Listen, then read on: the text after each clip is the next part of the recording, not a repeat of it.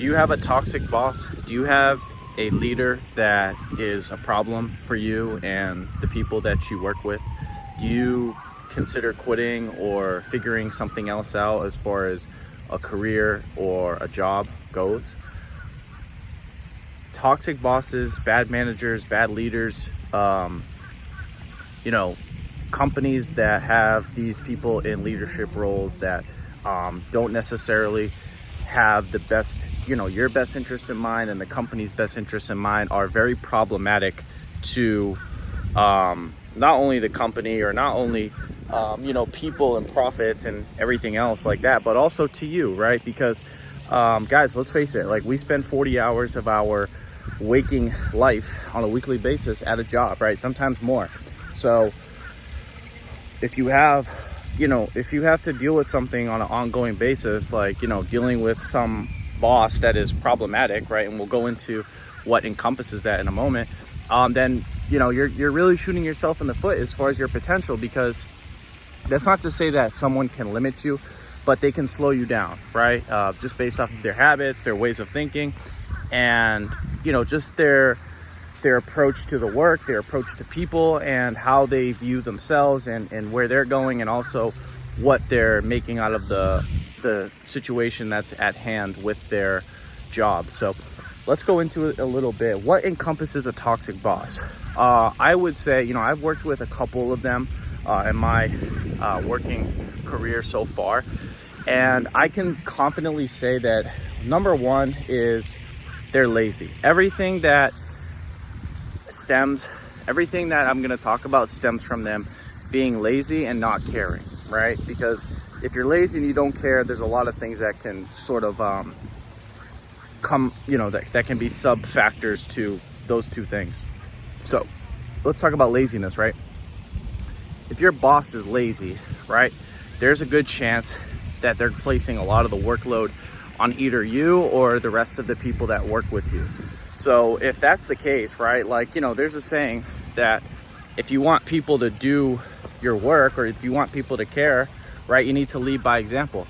So, like, for example, if your boss doesn't want to do some of the dirty work that, they could do once in a while to show that they care, right, then is that going to make your staff, sorry guys, this selfie stick's kind of weird, but anyways, is that going to make your staff want to stay and really work hard and figure things out and, accomplish the mission and the goals that the company has? Probably not, right? Because the person they're working for obviously doesn't care. So, typically speaking, right, managers and store leaders get paid the most in their environment, not in corporate, but I'm just saying in that environment that they're located in. So if they're getting paid, the most, right, out of, the handful of people that they're working with, then it makes sense that, people under them would look at it like, damn, if this person is lazy, right, they're getting a great deal out of this job right now. They're basically milking the clock, or, placing 95% of the work on their staff and only doing 5%. Well, then that's not really a good deal for me, right? That's not a good deal for the company, right? Because also, when your staff is overworked and tired and frustrated, right? Like that just means, the likelihood of them staying is probably not likely, right? It's probably slim to none that they're going to want to stay and stick things out. So, you have to really come to terms with the fact that, a lazy boss is an unsolvable. You can't solve laziness, right? Like that's one thing that you can't teach somebody, right? Obviously, it's just something that I think to a certain degree, like your parents teach you, certain work ethic and habits that are good. Obviously, if you're in sports, like sports teaches you those things also. But guys, like it's very frustrating to be in a situation where you're working with someone like that. So laziness is number one, and then, if they don't care, like then everything that they do is going to just resemble an apathetic approach. Like, hey, like, leaving early, showing up late, just kind of loafing around, like milking the clock, like just, taking excessive breaks, not really having any initiative or sense of urgency.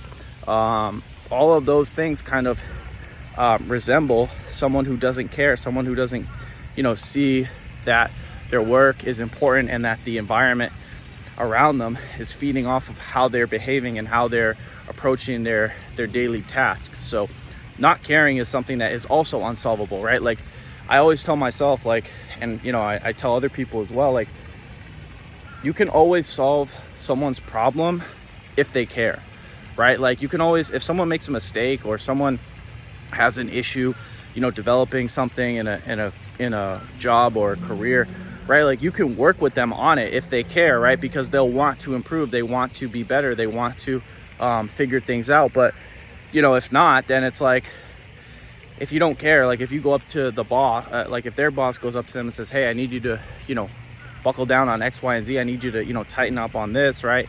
Well, if they don't care, then it's like they see it more as like a threat. It's more like, hey, like, what they don't see it as constructive criticism as much as they see it as, hey, like you're just trying to like make me look bad, right? Like typically, and that's another commonality among toxic, bosses. Like, no, like they just don't like to take any form of criticism. It's always either blame or it's always like, yeah, okay, yeah, like they'll affirm like what you're saying, but then like once you're done with them and you go back, you're like, damn, they didn't do shit like after I told them, right? So you have to like keep reiterating what you tell them, and it's just like it's a downward spiral of wasted energy, right? Like in the book Good to Great, Jim Collins says that the number one thing that distinguishes good companies, or like not just average mediocre companies, is their people. Like if you have shitty people in leadership roles, right, that is going to absolutely sting the amount of progress and the morale and the overall success of your company, your organization. So people are very important, especially store leaders or managers or people in people in the supervisor positions. Like those positions are huge, right? Because they control, if you're a manager, right, and you suck, well then there's probably a good likelihood, not always, but there's a good likelihood that the people under you are probably not going to be as excited to show up and work hard and figure things out, because you don't care, or you suck, or you just don't want to improve. So having a toxic boss is very frustrating. And what it also, as far as like how it affects you, I want to get into that right now. Again, most of you guys or people watching me or this type of content, you want to be successful, you want to be established in a career or a profession, right?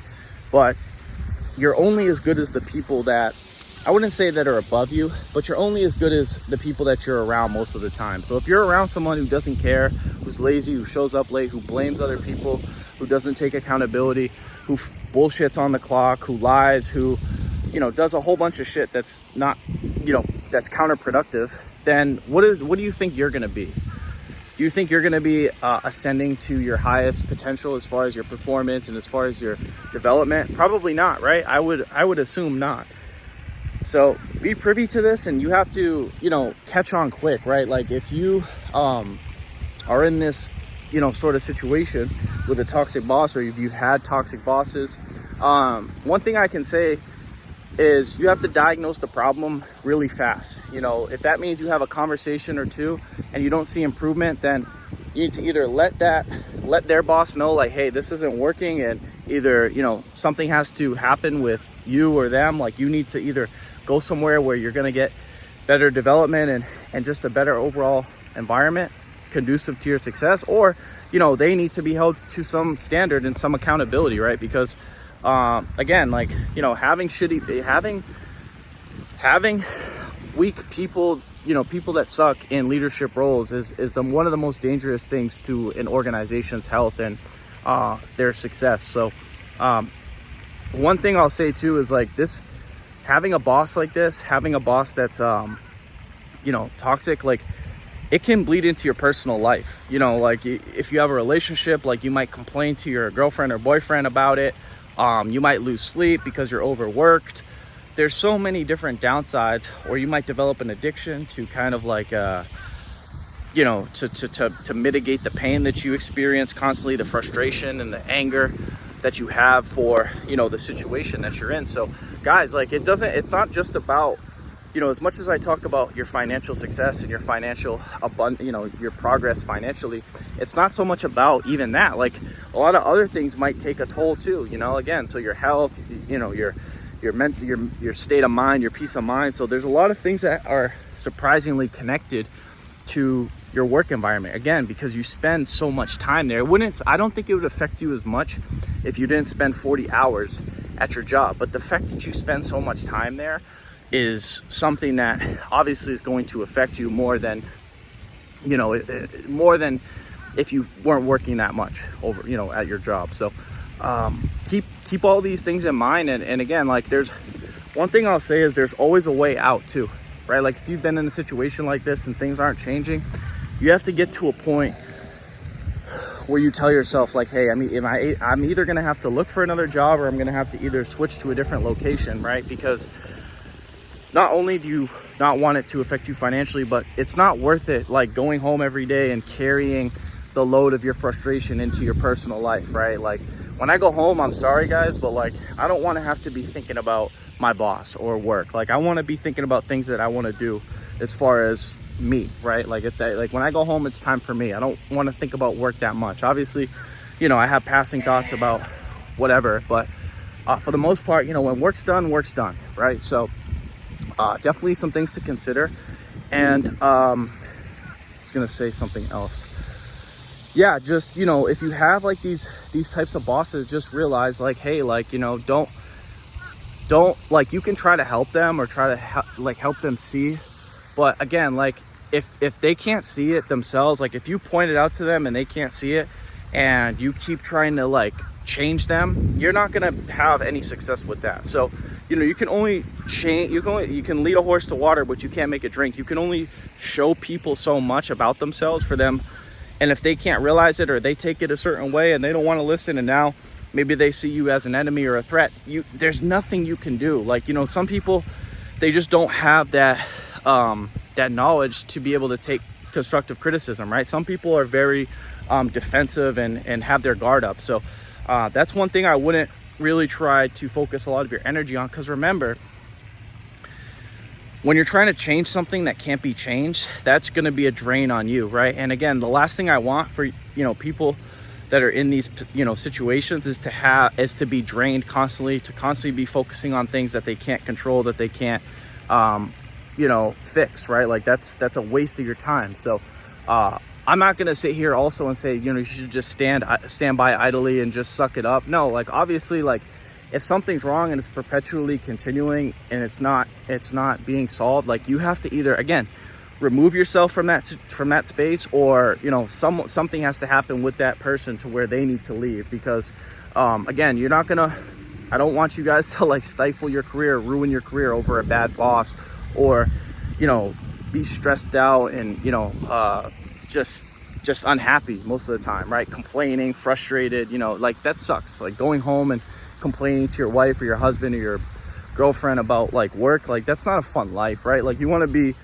for the most part, in an environment that's uplifting, that wants better for themselves and the people around them. So yeah guys, that's it, that's all. I hope you guys enjoyed this video. If you guys enjoyed this video, make sure to give it a thumbs up.